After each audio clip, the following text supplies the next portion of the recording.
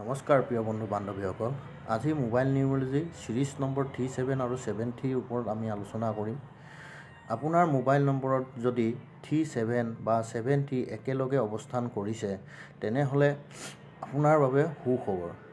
এই নম্বৰ সিৰিজটোৱে আপোনাৰ জীৱনত আপুনি যিকোনো ফিল্ডতে কৰ্মৰত নাথাকক কিয় আপোনাক উচ্চ পজিশ্যনলৈ এদিন নিব আৰু আপোনাক সদায় আৰ্থিকভাৱে সবল কৰি ৰাখিব।